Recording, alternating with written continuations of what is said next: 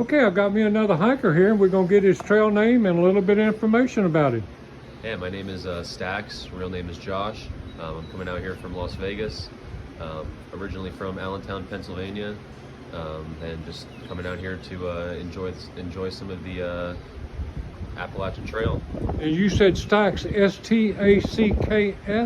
So it's S-T-A-X, like the chips, because that was my favorite snack. I was packing out a Oh, lot of okay, Stax. the chips. So, yeah, and then it doubles as a nice trash container. So it was they're nice to have out there. And were you putting them on the back of your pack or something? Just stuffing them in my pack, outside of my pack, just any way I could get them on there.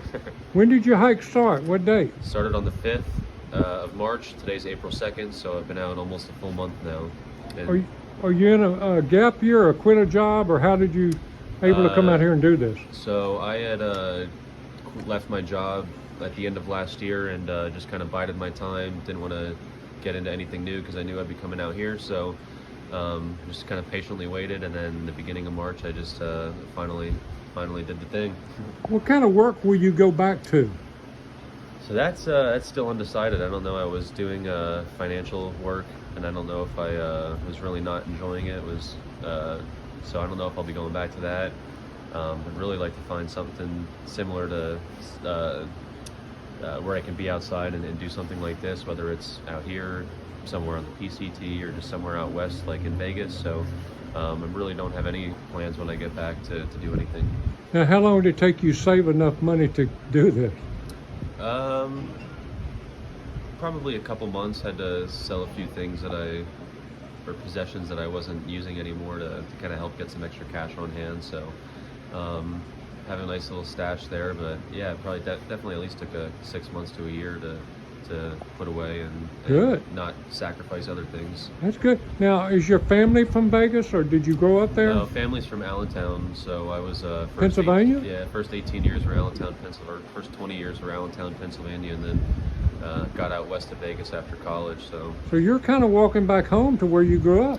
Yeah, right where Lehigh Gap is. That's like 20 minutes from my house, so I'll have a lot of friends and fun at the that 40-mile section of PA from like almost Port Clinton all the way up to like Delaware Water Gap. Yeah, have you hiked on there a lot, very much? Just like that 20-mile stretch of the Lehigh Gap, so that's really my only experience. I used to go up to Bake Oven Knob and like the Knife's Edge all the time when we were in high school, not even knowing it was like the App Trail, just because it was a cool view and cool place to hang out at. So it'll be a lot of fun to go back and experience and reminisce on all that. That's interesting because, try to get in your head, you grew up there, you really didn't know it was the AT, and now you've decided to hike the AT. What event caused you to decide you want to do the whole thing in 1 year? So it was just ever since COVID, when everything shut down, it was really the only thing that was able to be done was kind of go out and doing stuff like this. So ever since then, that was really what spurred my interest in a lot of this. So out west, it was doing things like the Yosemite, Grand Canyon, everything in Utah. So just kind of getting my feet wet in that area, and then just this happened to be the next best opportunity that presented itself. So I just wanted to come out here and test myself. So if you complete this, you're thinking about the PCT behind it? Well, the PCT was a little interesting just because of the permits that are needed in the wildfires. I don't know if I'd be able to. I don't know how I would feel when I get out there and I get through the Sierras and I would get sent off because of the wildfires. I don't know if I could do that. So might want to give it a few years and see what happens over there in California before attempting that. But yeah, it's definitely on my mind, that and the CDT. So we'll have to see. Definitely. Just a point of information: everybody I interview that are triple crowners say the AT is the hardest of the three. Yeah, that's what I hear a lot physically. Right. The miles are just up and down, up and down. I mean, I don't think I've gone on more than a mile or two of a flat section yet of the 270 miles we've done so far. So, what kind of mileage are you doing per day? What do you feel comfortable with? So I mean, I've gotten up to 25, and I've gotten as low as 3. So I mean, I'm actually meeting my parents down in Nashville for a couple days. So I'm kind of just hanging out and going to. I have to be there on the 7th, so that's not probably 9-10 mile days from here until theirs. But then once there, I can cruise pretty much back up to PA and kind of go at the pace I want. like I said, I don't have anything to go back to after this, so I'm just out here Taking it easy. Yeah, taking it all in and just experiencing as it comes. So Are you hiking around other people that are you staying with often, or not so much? yeah, so I actually met this really cool guy, Vibe, on day 2. It was like 50 degrees outside. I saw him swimming in the river. It was like, this guy's crazy. So me and him have been hanging out since like day 2, and then I just met this guy Poppins in the Smokies. So it was kind of us 3 tagging along together and hanging out with other people for a day or 2, but we've kind of stuck together, us 3 at least for the time being. So That's cool yeah, when you it's meet cool. people Yeah, and it's you awesome enjoy meeting and people. Yeah. you like being around them. You're doing Yeah. the same pace. That's the most popular thing about, when I ask people the best thing about being out here, they say the people, just the community.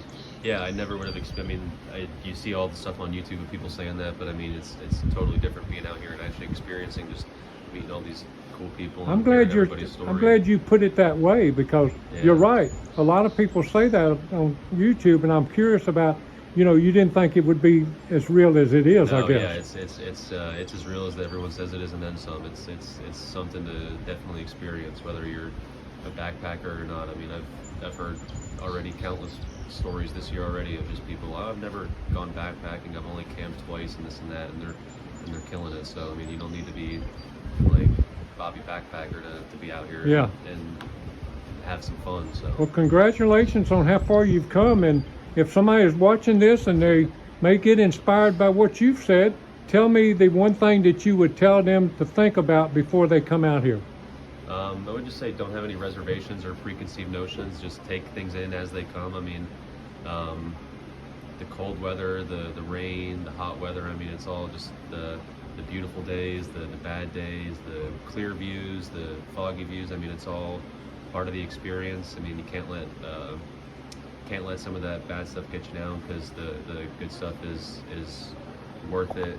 It's right times around the 100. corner, huh? Yeah, The it's good worth- stuff's worth right it around the times 100. corner. Anytime something bad happens, something good is going to happen. Something twice as good is going to happen later that day. So, and I'm not just saying that. So it's